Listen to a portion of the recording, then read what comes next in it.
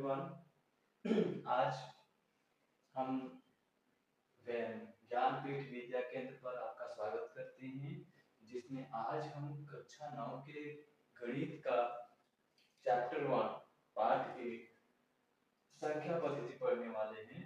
और संख्या पद्धति का भाग 1 आज हम संख्याओं के प्रकार एवं उनके गुणधर्म के बारे में पढ़ेंगे। जो हमारा पहला टॉपिक रहेगा वो रहेगा संख्या रेखा, क्योंकि पिछले कक्षाओं में हम सभी ने पढ़ा है कि संख्या रेखा क्या होता है।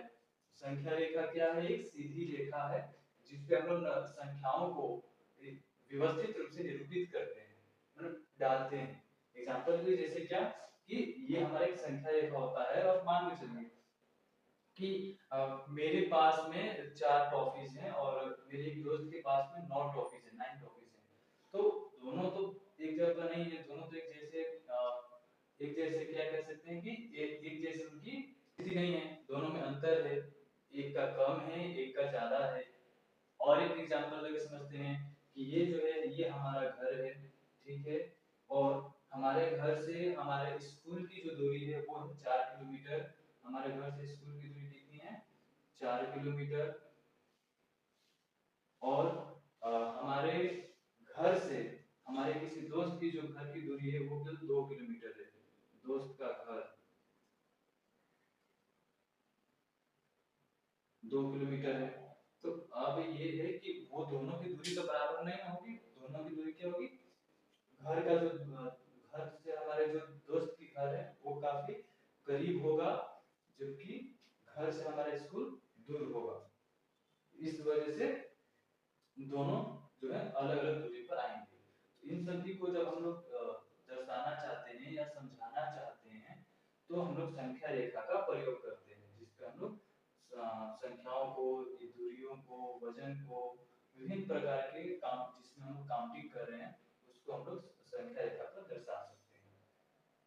बात समझ आ गया? तो संख्या रेखा एक सीधी रेखा होती है जिस पर संख्याओं को व्यवस्थित रूप में ही समझ लेना है कि व्यवस्थित रूप यानी कि छोटे से बड़े में, या फिर यहाँ पर हम जाएंगे नेगेटिव में, तो आएगा कि आपका -1, -2, -3 और -4। इस तरह से उनको व्यवस्थित रूप से दर्शाया जा रहा है, उनको व्यवस्थित रूप से रखा जा रहा है, वो क्रम से सजाते हैं।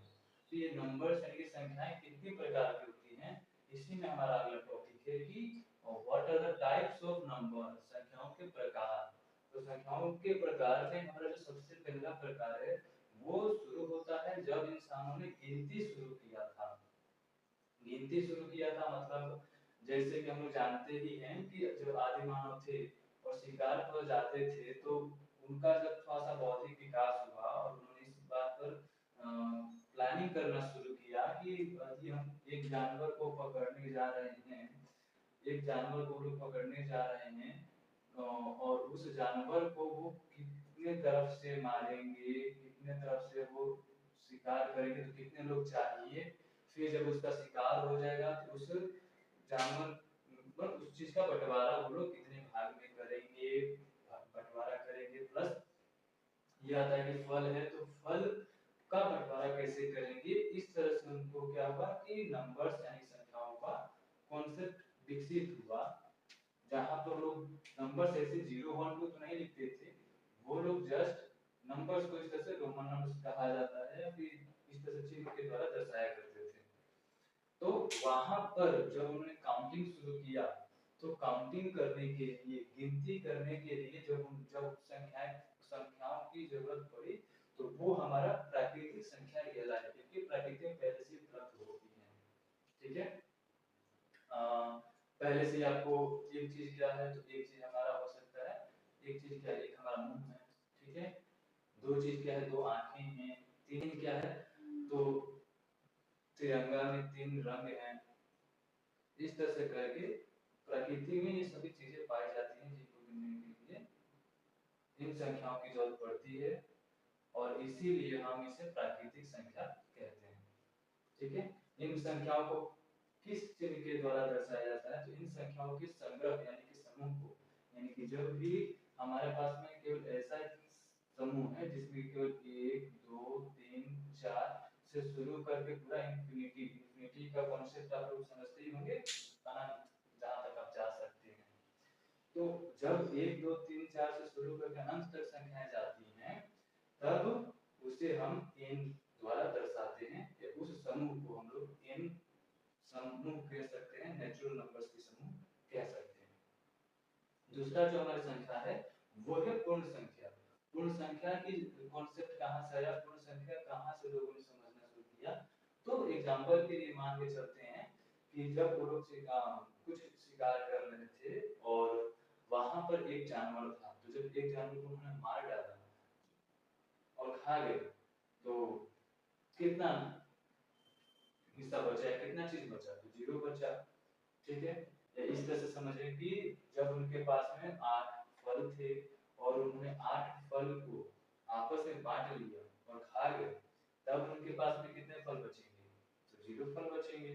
तो जब उस 0 को दर्शाना उन्होंने शुरू किया, 0 को जब उन्होंने दर्शाना शुरू किया और 0 के साथ बाकी जो संख्याएं थी 1 2 3 4 5 और इंफिनिटी तक, तो जब ये संख्याओं का समूह बनने लगा तो इन्हीं संख्याओं को कहा गया होल नंबर्स, पूर्ण संख्या। यहाँ हमको अभी तक जितनी जरूरत थी, उनको उस समय तक जितनी जरूरत थी कि कुछ फल होंगे उसको हम बांट लेंगे, खा लेंगे, तो कितना बचेगा? 0 बचेगा।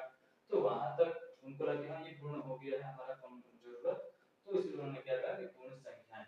ठीक है, लेकिन अब आते हैं कि जब उन्होंने लेन देन शुरू किया कि अभी मेरे घर में कुछ नहीं है, तुम मुझे कुछ पैसे उधार दे दो, कुछ फल उधार दे दो, कुछ चीजों उधार दे दो, तो उस उधार के कॉन्सेप्ट को समझाने के लिए हम कह सकते हैं कि हमें जो है ऋणात्मक चीजें दर्शानी पड़ी। मतलब क्या कि मेरे पास में मान के चलिए कि मेरे पास में 100 रुपए थे, मेरे पास में पहले 100 रुपए थे, मैंने इस महीने में 100 रुपए खर्च कर लिए।